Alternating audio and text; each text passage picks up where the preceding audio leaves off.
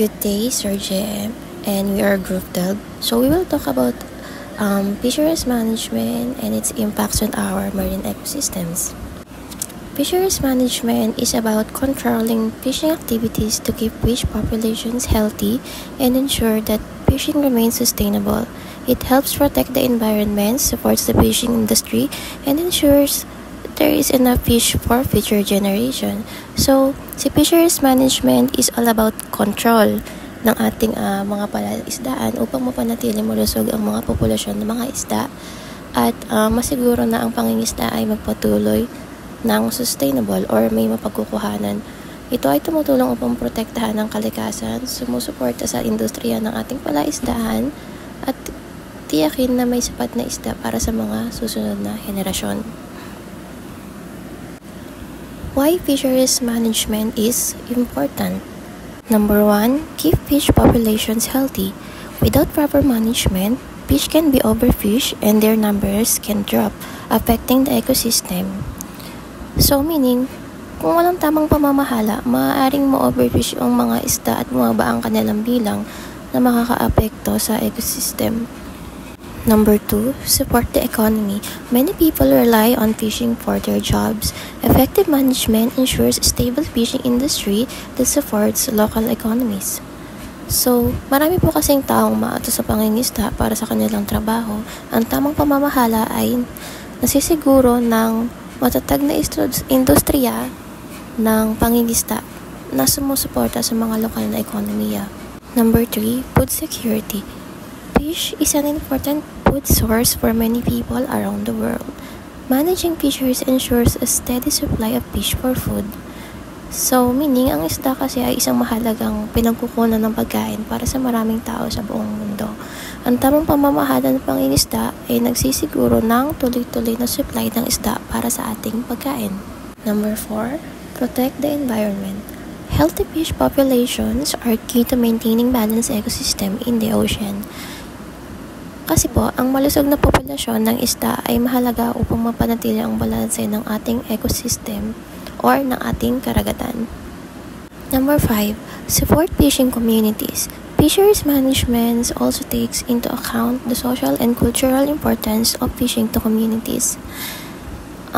Isinasaalang-alang din po kasi ng pamamahala ng ating mga palaisdaan ang kahalagahan ng pangingisda sa lipunan at kultura ng mga komunidad.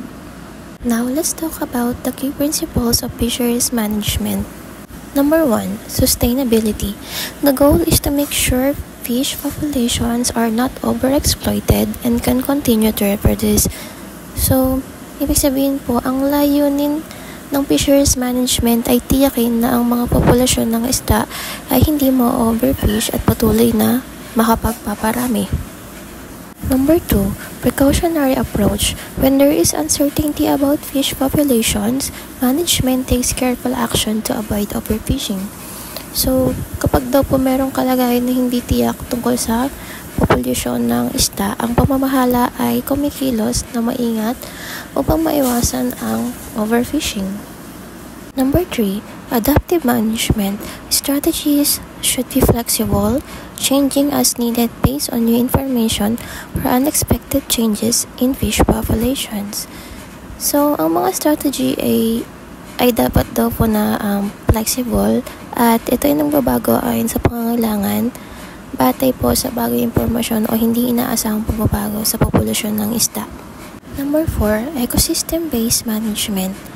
This approach considers the whole ecosystem, including how fish interact with other species and their environment. So, in this way, or sa pamamaraang yon, isinasaalang-alang ng fisheries management ang buong ecosystem. And kabilang na rin po yung mga ugnay ng mga isda sa iba pang mga uri ng hayop at ang kanilang kapaligiran po. Number 5, involving stakeholders. Everyone from fishers to government officials should have a say in how fisheries are managed. So meaning, dapat daw po tayo ay lahat, mapa-government official man daw po, mula sa mga mangingisda hanggang sa mga opisyal ng gobyerno, ay may bahagi sa pagpapasya kung paano pamamahalaan ang pangingisda. Ibig sabihin, lahat po tayo ay kailangan din po magbigay ng opinion kung paano po mapapangalagaan ang ating marine ecosystem sa pamamagitan po ng fisheries management. Dadako naman po tayo dito sa methods of fisheries management. Yung methods po of fisheries management is ang pag-sustain or pangangalaga ng mga isda sa ecosystem sa tubig. So, unang-una po rito is catch limit. Setting a maximum amount of fish that can be caught to prevent overfishing. So, paglalagay po yan ng kota kung gaano karaming isda lamang ang maaaring hulihin sa isang araw para maiwasan po yung overfishing or maraming nahuling isda. Second is size limits. Restricting the size of fish that can be caught, allowing them to grow and reproduce. Sa size limits naman po, pagkuha ng mga isda na may sapat or tiyak na laki para yung mga hindi pa po ready or hindi pa malaki is makapagparami muna sila. Fishing gear regulations. Dito naman pa iniiwasan na magdala ng ibang fishing gear para maiwasan na makakuha ng ibang isda or species na hindi kasama dun sa panguhuli. Marine protected areas. Ito naman designated areas where fishing is restricted or banned to help protect fish and marine life. Dito naman po ini-inform po yung mga mangingisda kung saang lugar or kung saan pwedeng manghuli ng isda para maiwasan yung migration or pagpaparami ng mga isda. Seasonal closure. Closing fishing during certain times of the year like breeding seasons to protect fish population. Sa seasonal closure naman, dito din po pinagbabawal yung mga sinasabi din dito yung mga lugar na hindi pwedeng puntahan na karagatan para hindi maapektuhan yung mga pagbibreed or pagpaparami ng populations ng mga isda. Monitoring and enforcement. Keeping track of fishing activities and ensuring rules are followed through inspections and penalties. Monitoring and enforcement naman para dito nasisigurado na nasusunod yung mga rules and regulations dun sa lugar na yon sa karagatan. Quota system. Giving fishers a certain amount of fish that they can catch which can be traded or sold encourage conversation. Dito naman po sa mga mangingisda, binibigyan sila ng kota kung gaano kadami lang yung pwede nilang hulihing isda. Dito naman po tayo sa challenges in fisheries management. Unang-una dito is yung overfishing. Too much fishing can deplete fish stocks especially if regulations aren't allowed.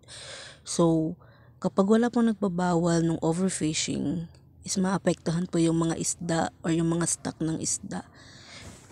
At magkakaroon po ng parang pagkakagulo-gulo.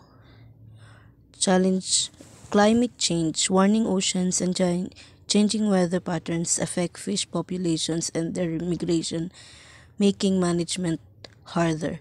So, syempre, kapag nagkaroon ng climate change, naapektuhan po yung mga isda, yung pagpaparami nila at yung migrasyon po nila. Conflicting interest. Different groups like commercial, fishers, conservationists, and local communities often disagree on the best management approach. So, hindi po dito nagkakasundo yung mga mangingisda. Minsan, mas inuuna nila yung kita kaysa dun sa pangmatagalan na kalikasan. Lack of data. Sometimes there isn't enough information about fish population or the marine environment to make the best decision. So minsan yung mga mangingisda, hindi sila nai-inform ng maayos. Kaya minsan nagagawa nila yung mga hindi dapat or kunyari may bawal na lugar na puntahan, tas hindi sila na-inform na bawal pala doon mangisda. So, yun po, nagkakaroon ng lack of data. Illegal fishing. Fishing without following regulations undermines efforts to protect fish stocks. So sa illegal fishing naman, ito yung mga hindi nagsasabi na mangingisda sila or hindi nagsasabi kung ilan yung nahuli nila. Yun po yung illegal fishing. Yun po. And conclusion. Fisheries management is essential for keeping fish populations healthy, supporting the fishing industry, and ensuring food security. It relies on good planning, scientific research, and cooperation among different groups. Despite challenges like overfishing and climate change, effective management practices can help keep our oceans and fishing industry sustainable for the future. Yun lang po. Thank you.